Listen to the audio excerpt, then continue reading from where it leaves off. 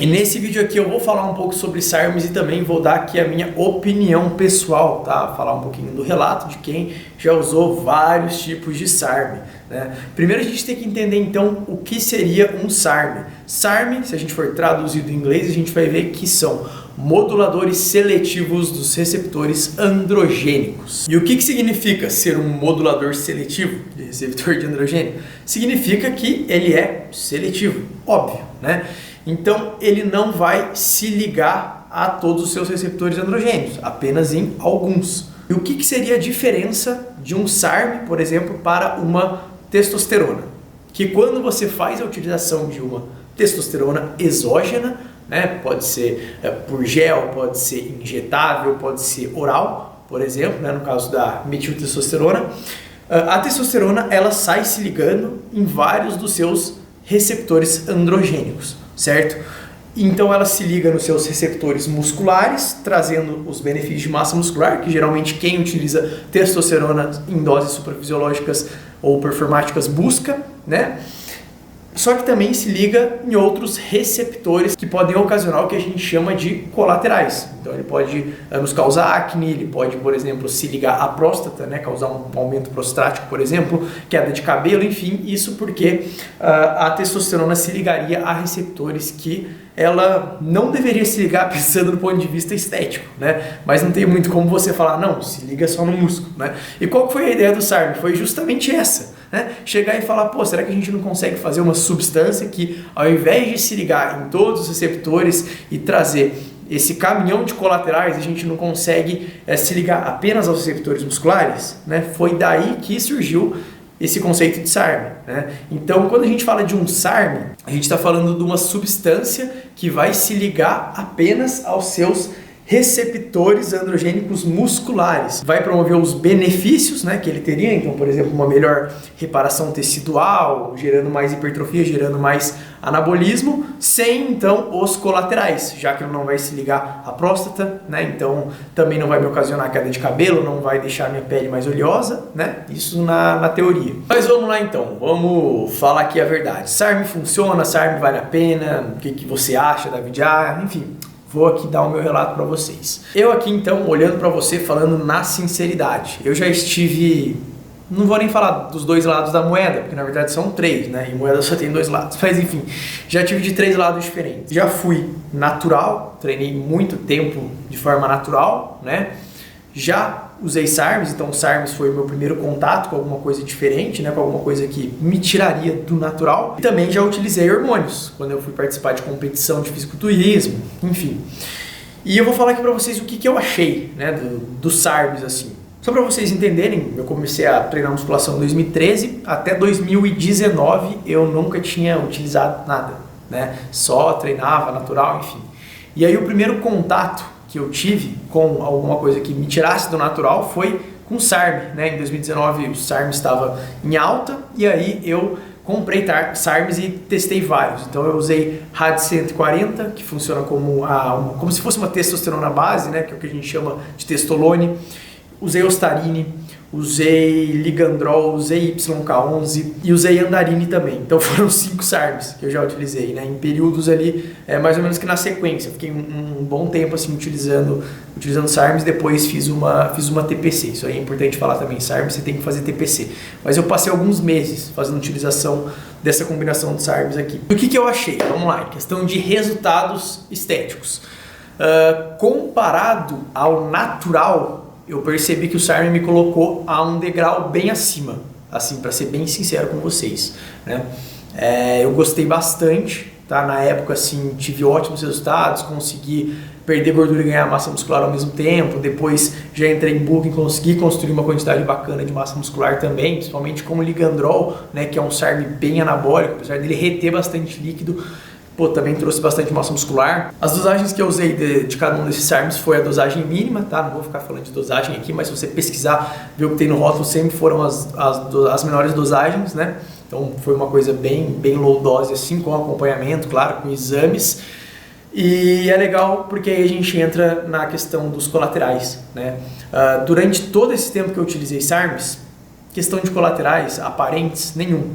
né? Na verdade, eu só tive um colateral que foi com um SARM que chama Andarini, né? Esse é um SARM que, teoricamente, é um dos que dá menos colateral e eu tive colateral, né? Eu tive um colateral, inclusive, que é muito engraçado, que é o colateral que a gente, lá na gringa, o pessoal chama de Yellow Vision. Então, a minha visão, ela ficava meio amarelada na luz branca. Então, eu tava na rua, eu via algumas luzes brancas, assim, só que, na verdade, elas não estavam brancas, eu tava enxergando amarelo, né? Foi um colateral, assim, que me assustou um pouco quando aconteceu, mas eu pesquisei na internet e vi que era normal. E, enfim, continuei fazendo a utilização. Depois, quando eu tirei a Andarini, tudo voltou ao normal. Não tive nenhuma sequela disso, digamos assim.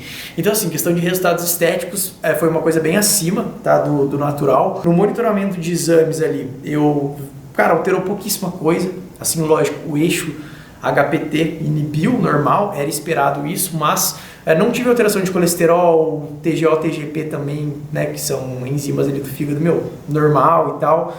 Realmente a única coisa foi essa inibição do eixo que já era esperado. Mesmo assim não chegou a inibir o meu eixo completamente, tá? Isso porque eu tô falando aqui de um uso de 4 meses mais ou menos. Só que aí a gente entra numa coisa que é o seguinte: o quanto eu gastei com SARM? Eu gastei pra caramba. Nesses 4 meses, assim, a gente pode falar de uma brincadeira de 3 mil reais, assim, tranquilo, né? Então eu paguei um preço muito alto, né, pra ter bem mais resultados do que o natural, com certeza. Por outro lado, eu preservei bastante a minha saúde, né? Isso ficou bem evidente ali nos exames. E aí, quando a gente fala do outro degrau, que foi quando eu decidi que eu ia competir, que aí sim eu fiz a utilização de hormônios, aí a gente tem mais base para comparar com o SARM, né? Já que são duas coisas mais ou menos parecidas, digamos assim. Quando a gente está falando de custo, né? Hormônios têm um custo bem mais baixo do que SARMs, né? Tudo que eu utilizei foi de farmácia, com prescrição médica, enfim. E quando você vai pesquisar o preço de drogas de farmácia, você vai ver que o preço é muito mais baixo do que SARM. Em questão de resultados estéticos também, é muito, muito, muito, muito, muito superior. É uma coisa que não tem comparação. Assim, se você for comparar SARM com hormônios, questão de resultados estéticos, cara, é muito diferente, assim, muito, muito. Tanto na questão do ganho de massa muscular, quanto para perda de gordura, você conseguir preservar a massa muscular, né?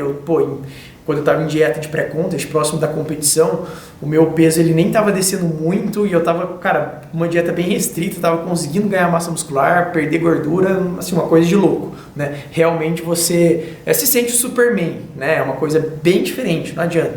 É bem superior ao SARM e muito mais superior ainda do que o natural. É uma coisa que não tem comparação. Uma coisa que é legal falar também, assim, é que, por exemplo, ganho de força. Mesmo com ligandrol, né, que é um SARM mais anabólico e tal, não percebi muito ganho de força, né? Já quando eu usei hormônios para competir, é outra coisa. A força realmente aumenta bastante. Então, assim, não tem comparação. Questão de performance, de resultados, SARM com hormônios, né? Não dá para comparar. Só que nem tudo são flores. Mesmo com acompanhamento médico, mesmo fazendo um uso responsável, se a gente for olhar do ponto de vista de colaterais, e a gente for olhar exames, os hormônios são muito mais prejudiciais mesmo, né? Colesterol alterou mais, TGO, TGP, enzimas do fígado, né? Como teve uso de medicamentos orais, também acabaram alterando bem mais do que quando eu utilizei SARMs. Eu sempre tive predisposição à acne, né? Mesmo natural, sempre tive acne, fiz tratamento com Roacutan, mas com hormônios a acne assim, aumentou muito mais, principalmente nas costas, do que com SARM. Com SARM eu nem me lembro de ter tido problema de acne. A acne que eu tinha era a acne que mesmo natural eu tenho, né? Tipo, não muda quase nada. Crescimento de pelos, enfim, não que necessariamente para o homem seja algo ruim, né? Mas com hormônios é muito mais evidente do que com SARM. Com SARM eu não lembro de ter tido crescimento de pelo. Com hormônio, cara, cresce pelo toda hora. Então assim, vamos lá. O que eu penso sobre SARM? Vale a pena ou não vale? Olha, sendo bem sincero, para quem já teve algum contato com hormônios ou é hormonizado, o SARM não vai fazer nem cócegas, né? Para quem é natural, quer buscar alguma coisa que seja a mais, tá disposta a investir, né?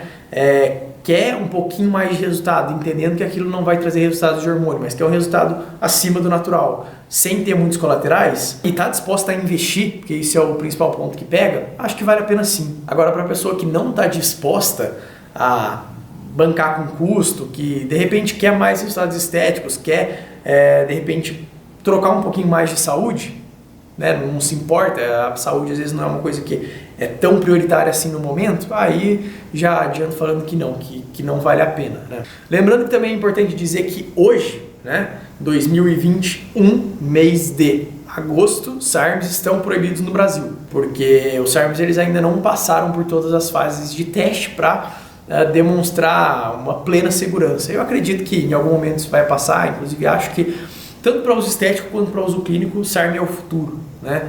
Meio que estão conseguindo chegar numa coisa que pode trazer um benefício estético sem prejudicar a saúde. Seria o melhor cenário do mundo, né?